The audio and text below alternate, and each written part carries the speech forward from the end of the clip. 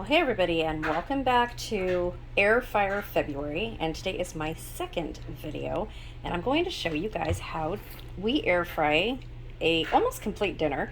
We're going to do pork chops and some baked potatoes, and then I'm going to make some fresh spinach to go with it. So the first thing we're going to do is I'm going to finish defrosting these, and then I'm going to be adding some Lawry's seasoned pepper, some Lawry's seasoned salt, and some of the Thrive seasoning blend, the chef's choice. This stuff is awesome. So on the potatoes, I've just sprayed them with some butter spray. Usually I spray them with either butter spray or olive oil spray, and they are super good. So we are going to put both of these into the air fryer and show you guys how it's done. They come out so good, you guys. So stay tuned. Okay, so here I have seasoned all of the pork chops, all three of them, and the baked potatoes. And I'm going to put the baked potatoes in there first and turn it on. Okay, so here we have the potatoes in here. I'm going to turn it on. Oops, can't turn it on without shutting the door. Okay. So we have a Go Wise, and I am going to put it on. Let's see.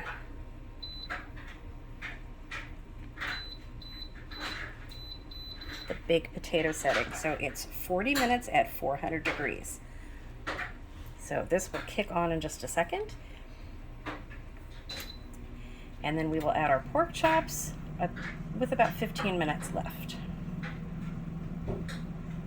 Okay, so here we are at the pork chops, and we are going to start putting them in the air fryer basket right here. Okay, they look delicious, and they're not that thick, but they're about ½ an inch thick.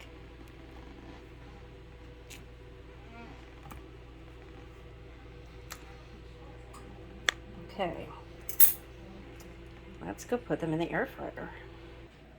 Okay, so I've stopped the air fryer. We have our potatoes right here. Take a look at those, nice and crispy looking. We're going to put our pork chops right there. And I'm going to turn it on again.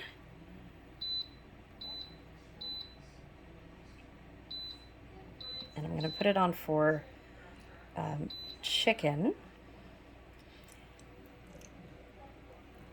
And this is going to bake pretty quickly, and they are going to come out so good. And they're going to be kind of like you're searing them on the outside, and they are super moist on the inside.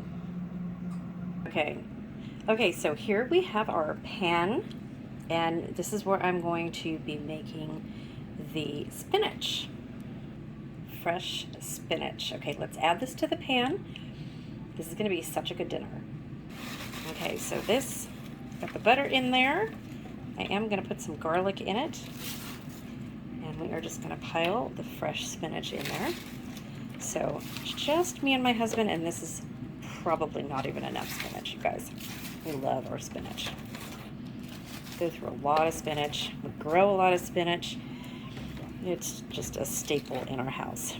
That's why I do so much spinach powder. We just love spinach. So good. Okay, so this is only going to take a couple minutes to start to wilt. Let me add some salt and pepper to it, and then I'll get the garlic out. Okay, so back at our spinach, while our potatoes and our pork chops are cooking in the air fryer right beside us. And I am going to be making some pork gravy just from a packet because I'm being lazy right now. I just got home from mystery shopping, so I'm going to be a little bit lazy with this and just enjoy a nice dinner. So this is all that you want to do when you are sauteing your spinach. Just put it on low, add some butter. We like a lot of butter. I only added about a half of, or maybe about 2 tablespoons. Probably will add a little bit more to see how fast this goes down. And then it doesn't really amount to a whole lot. cooked. But fresh spinach, you can eat this in salads and everything. So the rest of this is the last of the spinach. The rest of the spinach is in the dehydrator right now. But this is what I normally do. I cook it just like this. And I get the spinach, and then I cook it till it's almost completely done, and I'll show you that point in just a second. And then I put it in food saver bags, and I freeze it. And this way, whenever we want some spinach, we just take a food saver bag out for dinner, and that's it. We just heat it up.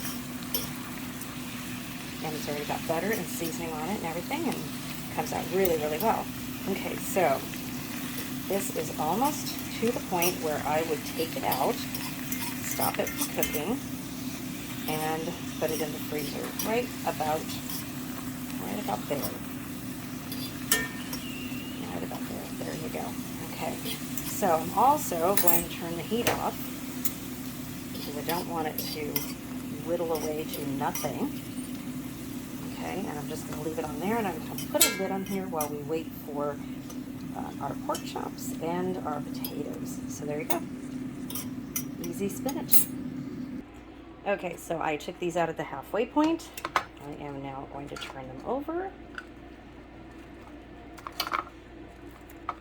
You really don't have to do this, but I like to do it because it browns it on both sides. So I'm going to go ahead and put it right back in there. Okay, so here are the pork chops. So I'm going to put them in a plate. We get 1½ each, and I will show you what they look like. Okay, so here is the baked potato and pork chop, and you can see in the inside, since I cut it, nice and tender, and it's juicy. Still got juice in there.